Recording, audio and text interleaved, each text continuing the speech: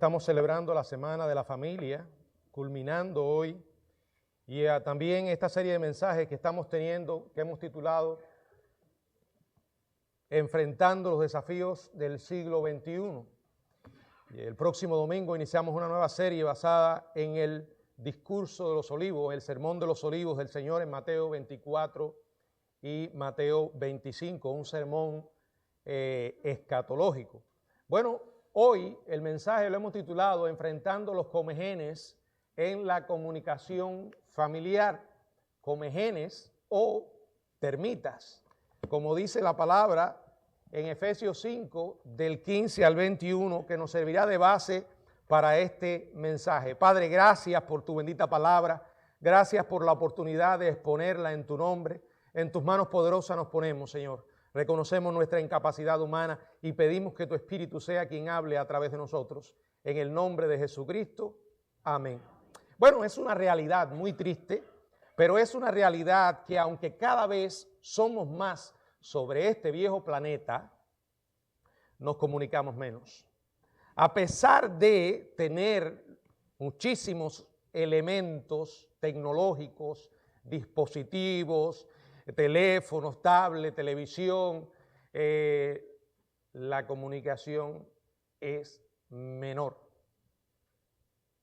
A pesar de que la población crece, cada día la gente se siente más y más solas. Como nunca antes, la familia se ha visto amenazada hoy en el aspecto de la comunicación.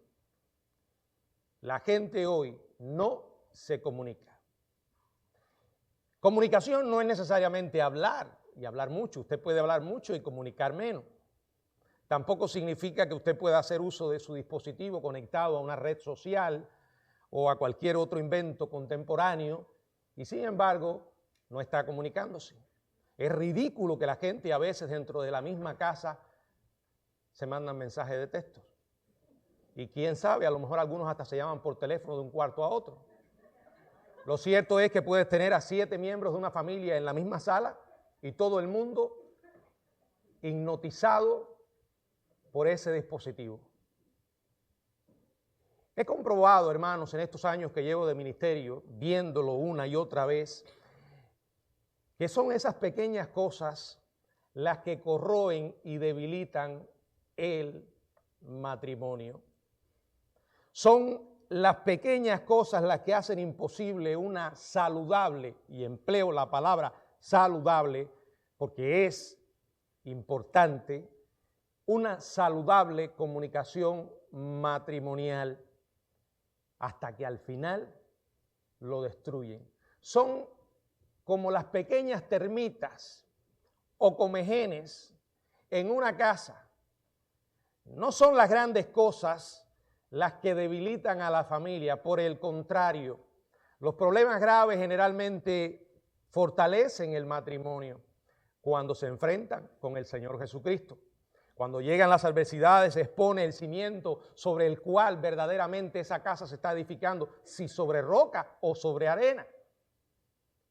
La pérdida de un trabajo, una enfermedad repentina, la muerte de un hijo. Estas circunstancias a menudo profundizan el amor y fortalecen la relación cuando se busca el consuelo y la misericordia de Dios. Pero la realidad es que son las goteras, no los derrumbes. Son esas molestias, entre comillas, insidiosas, que rara vez se piensan que están carcomiendo el corazón de un hogar hasta que finalmente se desploma. Y 2 personas se separan y si hay hijos, son los que más sufren la consecuencia de ese divorcio. Y créame, deja heridas que no llegan a sanar nunca. Hay un libro que habla de las excelencias de la relación matrimonial, El Cantar de los Cantares, y allí en ese pintoresco lenguaje de un enamorado, el esposo se dirige a la esposa una y otra vez. Es una escena íntima, una escena de afecto, pero de afecto genuino, marcado por la ternura, donde leemos estas palabras en el capítulo 2, verso 14 del libro de Cantares, dice: paloma mía. Fíjense qué hermoso. ¿Qué diría mi esposa si yo me dirijo a ella como paloma mía? Que estás en los agujeros de la peña, en lo escondido de los escarpados parajes. Muéstrame tu rostro y hazme oír tu voz, porque dulce es la voz tuya y hermoso tu aspecto. Wow. Yo creo que nadie podría escoger palabras más hermosas, ¿verdad? Pero luego, como si estuviera fuera de contexto, él dirige una advertencia, una palabra de precaución, verso 15. Cazadnos las zorras pequeñas que echan a perder las viñas, porque nuestras viñas están en cierne. El hombre se preocupa de que su viña, o sea, una relación deliciosa y floreciente, no sea destruida. Y por eso menciona a las zorras. Podríamos considerarla como esas pequeñas termitas que carcomen una relación. Y entonces lanza una advertencia: cazando las zorras. O dentro de nuestra analogía, es como si dijera: exterminen la plaga. Lo que aquí se evidencia es el hecho muy concreto de que las plagas siempre están presentes y listas para devorar a los retoños. Y la familia que olvida esto está lista para recibir una invasión en su viña. Repito, preste atención a las cosas pequeñas. No se llegan a las grandes y desastrosas consecuencias si antes no comenzó con pequeñas y equivocadas decisiones. 4 comegenes, 4 termitas que debilitan la relación, la comunicación familiar.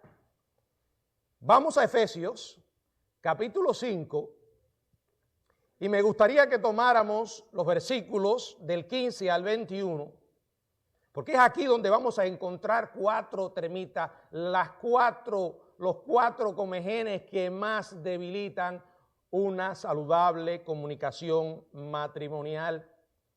Y aunque es cierto que el contexto al principio de este pasaje no está específicamente dirigido a la familia, sí termina hablando del matrimonio e ilustrando la relación que debe existir en el matrimonio, comparándola con la relación entre Cristo y su iglesia, en los versos del 22 al 33. Y en este pasaje, en los versos del 15 al 21, encontramos principios sumamente útiles para una correcta comunicación familiar. Y yo diría, para una comunicación en cualquier tipo de relación. Repito, no necesariamente por hablar demasiado nos comunicamos. Y si no hablamos, peor todavía. En primer lugar, vamos al verso 15. Y aquí identificamos el primer comején: la confusión.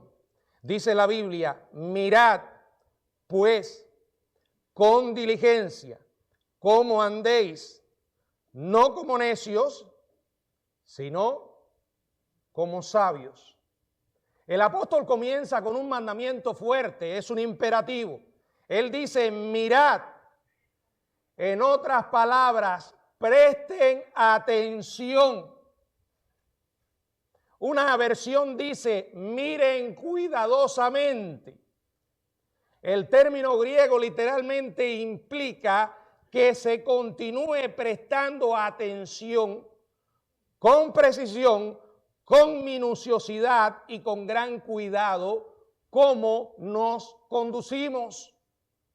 Y he aquí la idea: continúen prestando atención a la corrección con que se conducen en la vida. Está pidiendo un autoanálisis, pero un autoanálisis honesto. Si cumple estas condiciones, será doloroso, pero muy necesario. Y dado a que nos estamos refiriendo al matrimonio, digamos, continúen prestando atención a la precisión con que cumplen sus papeles en el matrimonio. Ahora, para lograrlo, hermano, hace falta una regla. Necesitamos el manual del fabricante. Y la familia fue establecida por Dios. Él tiene la patente. Nadie mejor que Él para saber cómo se conduce de manera correcta. Si usted y yo ignoramos el manual, si nos apartamos de la regla, de la revelación de Dios, vamos a quedar en un estado de continua confusión. Eso es lo que hoy estamos viendo. La gente está mareada, trastornada con tantos mensajes con los que son bombardeados. Y dentro de ellos los cristianos, aquellos que ignoran las verdades de la Biblia, aquellos que no han encendido la luz, y entonces se tragan todo lo que el mundo dice. No es sorpresa que vivan en tal confusión. La gente hoy vive de esa manera. Las familias están confundidas. Si usted ignora la verdad de Dios, va a pagar un precio muy alto. Esa verdad, esa guía, que por cierto, totalmente confiable, infalible, que puede orientar como nada nuestra relación. La palabra nos dice en el Salmo 1, leemos allí en el versículo 1 y 2, bienaventurado, feliz es el hombre o la mujer. Aquí dice varón, pero se aplica a ambos. Bienaventurado el varón que no anduvo en consejo de malo, ni estuvo en camino de pecadores, ni en silla de escarnecedores asentado. ¿Por qué? Dice, sino que en la ley de Jehová está su delicia. Sí, lo leyó bien, dice delicia. Delicia, algo similar es lo que usted siente cuando se come un delicioso pastel. Lo disfruta. Bueno, alguno podría estar pensando, pastor, eso está mal ahí. Porque para mí, leer la Biblia no es precisamente una delicia. Bueno, es un problema tuyo. Pero aquí lo dice. Va a llegar un punto en que te vas a deleitar en Jehová, en su palabra. Dice, en la ley de Jehová está su delicia. Y en su ley medita de día y de noche. Por la mañana la lee y a la noche recuerda lo que ha leído. Una y otra vez va pasando esa información en su cerebro. Una y otra vez va pensando en lo que Dios ha dicho. Si tenemos en cuenta el libro de Dios, vamos a tener una perspectiva correcta, una guía para seguir. Andaremos en un camino que glorifica a Dios. La plaga de la confusión va a desaparecer de nuestra relación a medida que obtenemos una clara comprensión de nuestra responsabilidad, de lo que Dios nos enseña en su palabra sobre la familia. Mire, he observado 3 razones principales por las que la gente vive en confusión en el matrimonio y confunden sus papeles. Es doloroso, pero lo que evidencia es una ignorancia de lo que Dios ha dicho. En primer lugar, por la propaganda mundana en contra del matrimonio y en contra del matrimonio monógamo y heterosexual. Se escuchan demasiados mensajes, demasiados eslogan venenosos, perniciosos, como ese que dice el matrimonio es obsoleto. No es algo para nuestros tiempos. Si conoces a alguien y te gusta, acuéstate con esa persona. Y de esa manera podrán saber si la cosa funciona o no. Esa es la mentalidad del mundo. Encontrar a una persona esperando al día del matrimonio con una actitud santa, guardándose virgen ella y virgen él para su esposa o su esposo, es algo que produce burlas, rechazo. La gente no lo entiende porque el hombre natural no percibe las cosas que son del espíritu. El matrimonio es obsoleto. Otro eslogan es: el intercambio de parejas es divertido. Es degradante que la mujer se someta al hombre. Y más con estos tiempos de tanto feminismo. Y en poco tiempo se produce lo que los consejeros y especialistas denominan ansiedad indefinida. Es otra manera de rotular una palabra tan simple como lo es la palabra confusión. Están confundidos. Y de pronto te encuentras cristianos asimilando este patrón de pensamiento y exponiéndolos en su propia relación.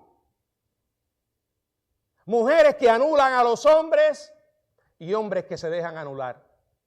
O hombres que malinterpretan su papel y se dicen y le dicen a su esposa y a sus hijos: aquí yo soy el jefe, el que manda, el macho, ¿verdad? Eso es un extremo antibíblico. Pero también está el extremo de que tú te callas. Aquí la que manda soy yo. Aquí yo soy la jefa. Tú eres la cabeza, pero yo soy el cuello que mueve a la cabeza. Esos son ideas retorcidas. Pero es constante, hermanos, constante. El ataque a la familia es cada vez mayor. Por eso la gente está confundida. En segundo lugar, porque el matrimonio es complejo. Recuerden que está basado en relaciones y todas las relaciones humanas son complejas. Somos seres gregarios porque Dios nos creó con la necesidad de unos y otros. No podemos estar solos. Cuando Dios dijo: no es bueno que el hombre esté solo, estaba estableciendo que el hombre necesita de las relaciones con otros. Y por eso estableció el matrimonio, estableció la familia. Dios dijo que no es bueno. Y si Dios lo dice, es que no es bueno. Pero son complicadas las relaciones, porque nosotros somos complicados, porque somos seres pecadores. Permítanme explicarlo. Un esposo y una esposa pueden estar disfrutando por meses o años una relación muy simple. Solo está la princesa y él es el príncipe, ¿verdad? No tienen complicaciones. La relación interpersonal básica es relativamente fácil mantener hasta que las cosas comienzan a complicarse. Y no digo que sea una complicación mala, para mí es buena, pero si los miembros de la familia no están conscientes de eso, van a tener problemas.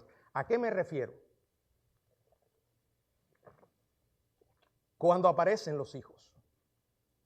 Hasta ahora solo han estado ellos dos. Un día ella le da la noticia: estoy embarazada. Y él se vuelve loco. Una bendición. Los hijos son herencia de Jehová. Pero junto con ellos, la relación se va haciendo más difícil. Se transforma. Por ejemplo, esposo, esposa. Ahora es mamá, bebé. También es bebé, papá, papá, bebé. Y si toman en serio el mandamiento, creced y multiplicaos, otro hijo llega. Y con él o con ellos dos se establecen 6 relaciones interpersonales. Si llegan a tener 4, llegan a 15.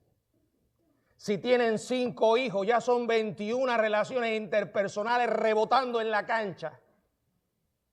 Con más chicos, ya necesitarán una computadora para hacer los cálculos. ¿Y qué me dicen de la confusión en medio? Una mujer que es esposa y madre comienza a preguntarse: ¿soy cocinera? ¿Soy lavandera? ¿Chofer, costurera? ¿Soy amante, cónyuge, consejera o acompañante de viaje? ¿Soy miembro de la Asociación de Padres y Maestros, financista, estudiante, doña Sabelotodo? Pero no solo asalta a la mujer, también asalta al papá, que a lo mejor si decidió esperar tener hijos, además tiene la crisis de la mediana edad y las cosas se complican más. Y eso sin mencionar lo difícil que se vuelve mantener la comunicación correcta, porque ahora no es solo esposo y esposa. Ahora hay que también comunicarse con los hijos. Y si son aficionados a los dispositivos, créame que la cosa se hace más difícil. En primer lugar, la propaganda mundana en contra del matrimonio, monógamo y heterosexual. En segundo lugar, la confusión se incrementa por la complejidad de las relaciones interpersonales. Y en tercer lugar, simplemente porque algunas parejas son inmaduras. Bueno, yo diría aquí: el que esté libre de pecado lance la primera piedra. Generalmente cuando nos casamos no estamos en un nivel alto de madurez. Nuestras vidas se caracterizan por la inmadurez. ¿Cuántos de nosotros debemos admitir que en realidad maduramos después de casarnos? Y todavía seguimos madurando. Ese fue mi caso. Créame que si hoy todavía me queda inmadurez, no quisiera que usted me hubiese conocido cuando me casé. Pero uno va aprendiendo. Miren, mi experiencia es esta. Sin Cristo, sin la palabra de Dios, ¿en serio? No es decir Cristo cuando vengo aquí canto un coro que lleva el nombre de Cristo. No es decir el Señor te bendiga cuando estoy aquí. No. No es decir tengo la Biblia y la abro cuando llegó el culto. No, es en serio. Sin Cristo en serio, sin su palabra en serio, no le garantizo, escuche bien, 2 años de armonía a ninguna pareja. Para algunos ni siquiera 2 meses. Yo no voy a olvidar, y esto lo he contado muchas veces, pero bueno, eso es el precio que paga usted por tener un pastor que va envejeciendo.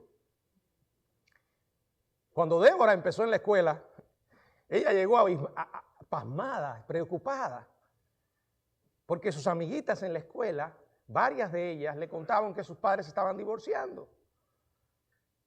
Y llegó un punto en que ella nos preguntaba: ¿y ustedes no se van a divorciar? Y hubo que hablar con ella y decirle: Débora, cuando nosotros nos casamos en serio. Y hoy hablábamos de los votos, ¿verdad? Cuando hicimos un compromiso, lo hicimos en serio. No significa que el viaje es cómodo, ni que es fácil, pero hay que liberarse de un mito. La gente menciona la palabra felicidad. Miren, yo creo que el gozo y la felicidad están muy unidos. A veces hemos caído en una dicotomía que no existe en la Biblia, de separar el gozo y la alegría. Nos parece que la alegría y la felicidad son términos mundanos. No, en la Biblia se asocian. No sé por qué razón lo hemos separado. El mismo Salmo dice bienaventurado, y la palabra bienaventurada es feliz. El problema de la felicidad y la alegría es cuando usted la trata de buscar fuera de Dios. Y ahí es donde está el problema. Ahora, la meta que Dios tiene para nosotros en el matrimonio no es precisamente lo que algunos cacarean como una excusa para romper un compromiso. Ser felices. Los he escuchado por años, cuando ya son tantos los problemas que tienen en el matrimonio y vienen a hablar con uno como si el pastor fuera un mago que va a tocar con su varita y va a resolver el problema, un problema que no han podido resolver ellos por años. Y de pronto le dice a uno, pastor, el problema es que Dios quiere que yo sea feliz. ¿De verdad? Es que no hay felicidad a costa de la desobediencia. La meta de Dios para nosotros en el matrimonio y en cualquier cosa no es precisamente que seamos felices, sino que glorifiquemos su nombre. Ahora, cuando usted hace de eso su meta, créame que en la obediencia hay verdadera felicidad. Pero la realidad es que sin Cristo, sin su palabra, no le garantizo que va a aguantar.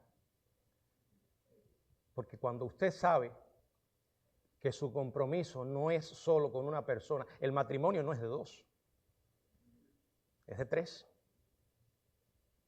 Usted, su esposo o su esposa y Cristo. Cristo. Por eso, la inmadurez es algo con lo que tenemos que lidiar, pero no podemos obviar la verdad de que vamos creciendo. La termita de la confusión es una asesina y solo Dios puede exterminarla. Primero, la propaganda en contra del matrimonio monógamo y heterosexual. Segundo, la confusión se incrementa cuando se van haciendo más complejas las relaciones interpersonales. Y en tercer lugar, simplemente que algunas parejas son inmaduras. La primera termita es la confusión, por eso dice la palabra, mirad cómo andéis, no como necios, sino como sabios.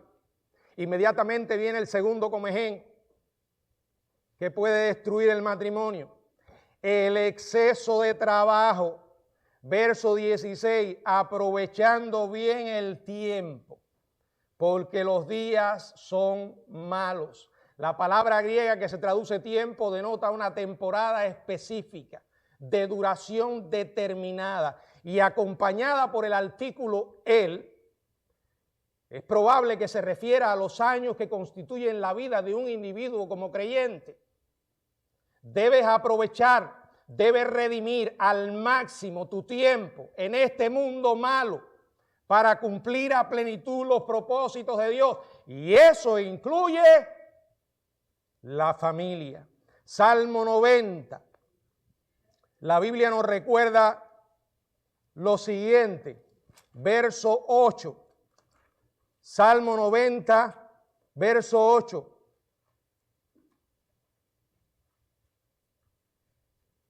Disculpen, es el 9. Bueno, voy a leer a partir del 5. Dice, los arrebatas como con torriente. Son como sueño, como la hierba que crece. Porque con tu furor somos consumidos y con tu ira somos turbados. Verso 9. Porque todos nuestros días declinan a causa de tu ira. Verso 10. Los días de nuestra edad son 70 años. Y si en los más robustos, 80. Con todo su fortaleza es molestia y trabajo, porque pronto pasan y volamos. Quiere decir que si aquí hay alguien que está pasado de los 70, ya está tomando a crédito. Y si te pasas de los 80, igual, ¿verdad? Y dice que es con su fortaleza es molestia y trabajo. A veces decimos, oye, llegar a 80, miren hermano, se pasa rápido. Dice la Biblia, pronto pasan y volamos. Hay que vivir consciente de la fragilidad de la vida y de lo rápido que se va el tiempo. La Biblia dice en el Salmo 39, 4 y 5, hazme saber, Jehová, mis días, y cuánta sea la medida de mis días, sepa yo cuán frágil soy. Si todavía no lo sabes, pronto te vas a dar cuenta. Las experiencias de la vida que Dios permite tienen una capacidad asombrosa de recordarnos la fragilidad de nuestra existencia. Verso 5, he aquí diste a mis días término corto, y mi edad es como nada. delante de ti. Santiago, en el capítulo 4, en el verso 14, dice la palabra: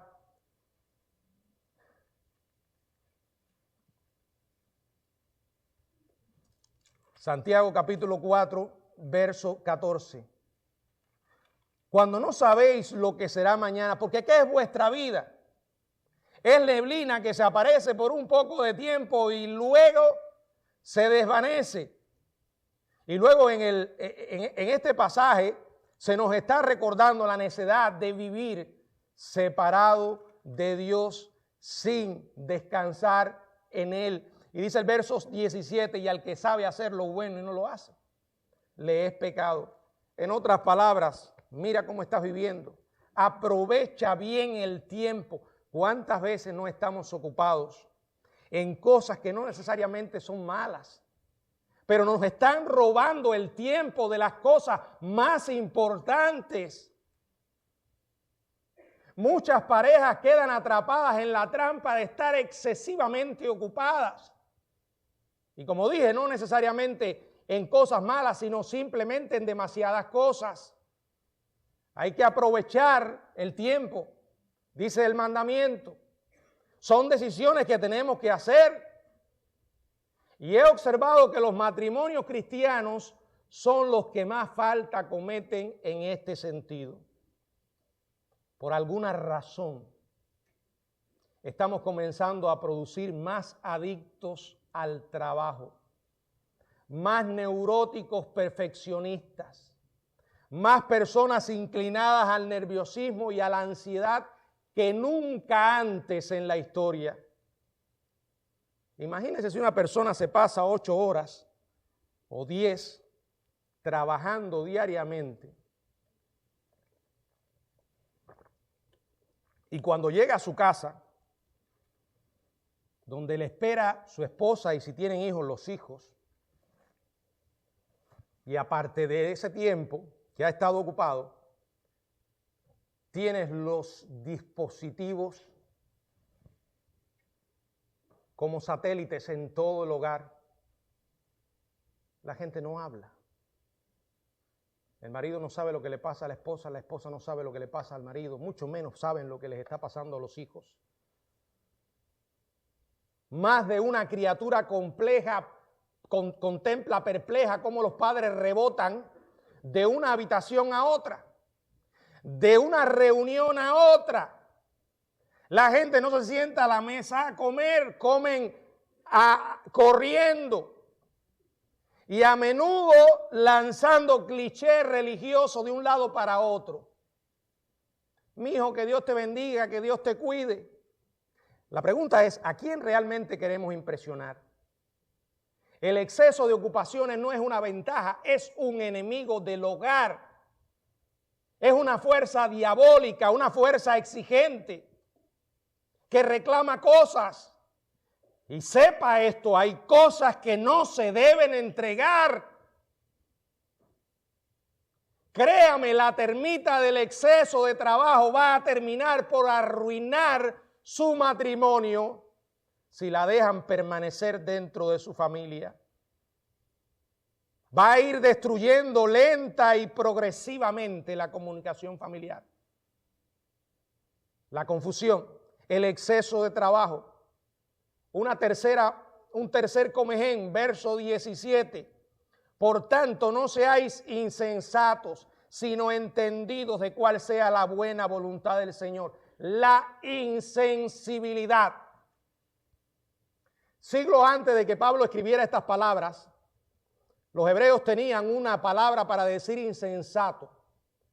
Se derivaba de un término que significa lento, insensible, semejante a un grueso callo impermeable a las sensaciones. Esa es la idea que transmite esta carta. Literalmente es un presente del imperativo, un mandamiento que sugiere, deja de ser impermeable. O no tomes el hábito de ser impermeable. Y aplicado al matrimonio, como lo estamos haciendo, es como si Dios dijera, deja de ser tan insensible. Deja de ser tan desconsiderado con tu familia. Un consejo bueno, sabio, necesario. Porque cuando la termita de la insensibilidad invade el matrimonio, generalmente esta especie tarda algunos años.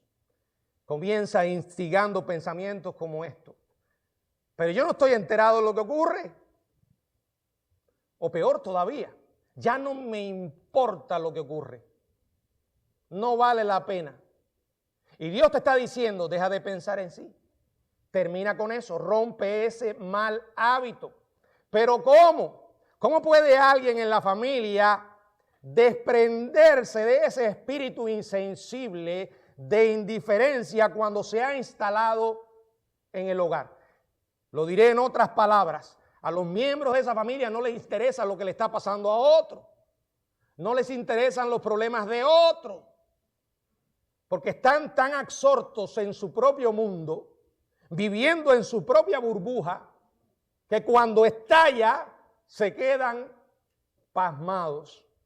Bueno, volvamos al verso 17. Dios ubica un mandamiento positivo inmediatamente después de uno negativo. Ambos se complementan. Dice, no seáis insensatos. Y lo opuesto es, sean entendidos de cuál es la voluntad del Señor. La clave es entendido.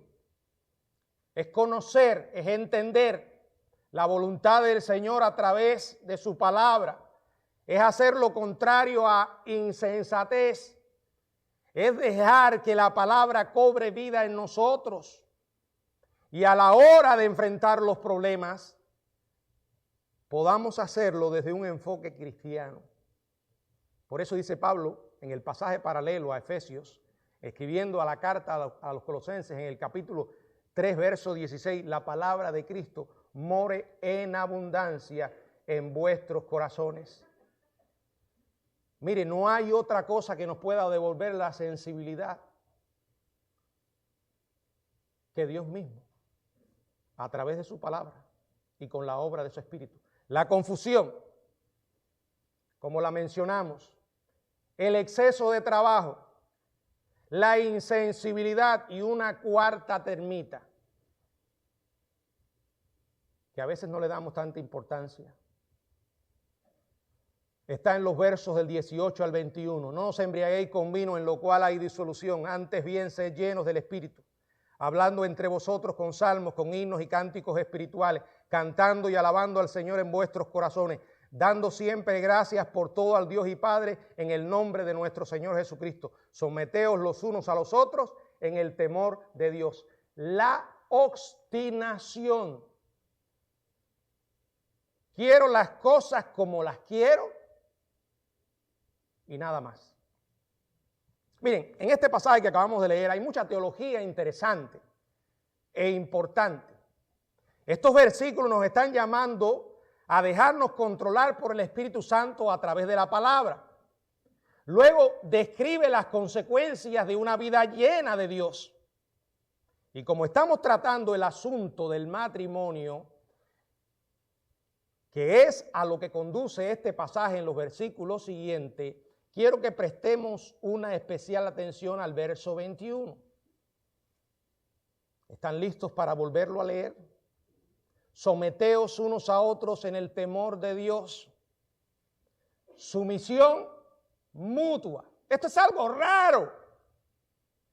Algo raro. La Nueva Versión Internacional lo dice. Someteos unos a otros por reverencia a Cristo. Ese es el secreto. Ese es el fundamento para todas las relaciones que aquí se mencionan en este pasaje. Y ese sometimiento, la Biblia establece que debe hacerse ¿de qué manera? En el temor de Dios. Efesios, en los versos del 22 al 25, Pablo continúa enseñando cómo debe ser la relación en una familia. Pone el modelo de Cristo. Y es un llamado que nos está haciendo a mirar a Cristo. Porque la obstinación, la soberbia, la arrogancia puede destruir un matrimonio.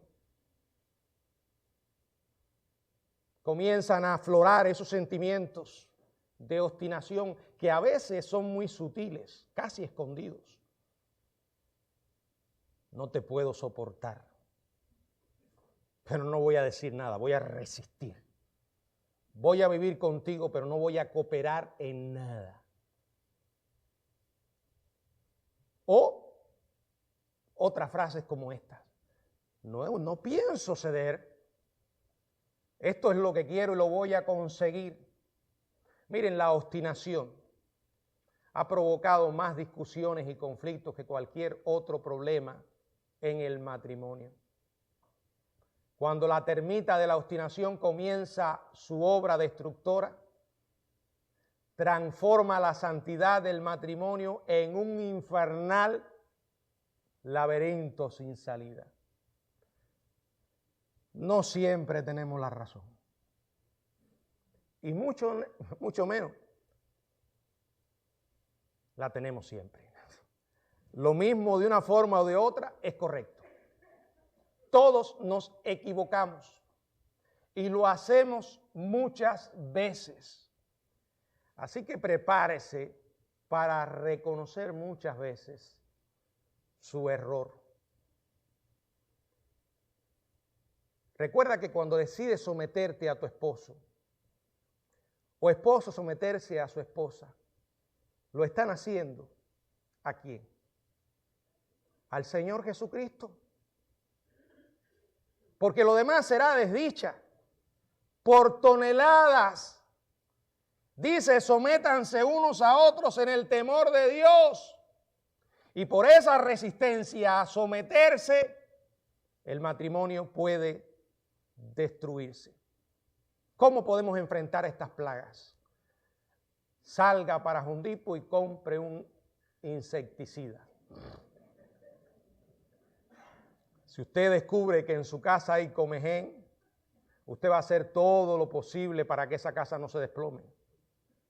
Los problemas ignorar los problemas no los va a solucionar. Y entonces, ¿qué? Que debes tomar en serio tu voto matrimonial. Si realmente quieres glorificar a Dios, tienes que exterminar estos 4 comejenes. ¿Pero cómo? Con una determinación inflexible. En primer lugar, admite abiertamente que hay termitas en tu casa. La palabra de Dios las va a alumbrar y si lo hizo, reconócelo. No lo niegues más. Identifica la plaga por su nombre. Admítelo y al hacerlo reconoce la parte de culpa que tú tienes. Si algo he comprobado en mi vida matrimonial y en la labor que he hecho de consejería con muchos matrimonios, en la mayoría de los conflictos es 50 y 50. Cada uno tiene que admitir la parte de culpa que tiene. Y cuando hay un conflicto tenso, no te pares en una esquina y en un extremo y le digas a la pareja, tú ven aquí. No, acuérdense que tiene que haber un equilibrio. Y para encontrar una solución ambos tienen que moverse al medio. Y hacerlo es reconocer tu culpa, tu parte de culpa, tu tendencia a ese problema. Admítelo. Si la luz de las Escrituras lo han puesto de manifiesto, reconoce. Son comejenes, son termitas. En segundo lugar, hablen y decidan cómo las van a combatir. Saber que hay termitas y no hacer nada es ridículo. Sobre todo porque las termitas, los comejenes, es un insecto que nunca duerme. O sea que hasta en el mundo de las plagas hay adictos al trabajo. Persisten, ellos no toman vacaciones, ellos no duermen, ahí están. O sea, tienen que ser controladas. Como ocurre, quizás no puedas librarte de ellas definitivamente, pero lo suficiente como para garantizar la salvación de tu hogar. Busquen soluciones, búsquenlas en Dios. En tercer lugar, comienza hoy mismo. no mañana, o cuando se hagan promesas de mutua cooperación. No, debe ser ahora, hoy.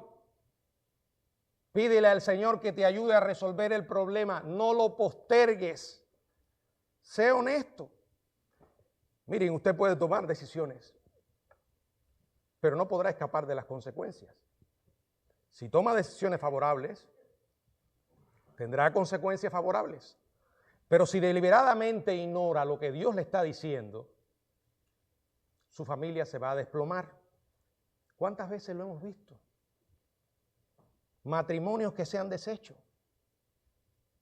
Y el diablo ha cegado tanto la mente y el corazón del hombre y la mujer que no están dispuestos a humillarse para buscar una solución. Y llegan al punto de destruir su matrimonio, pensando que puede haber una segunda parte.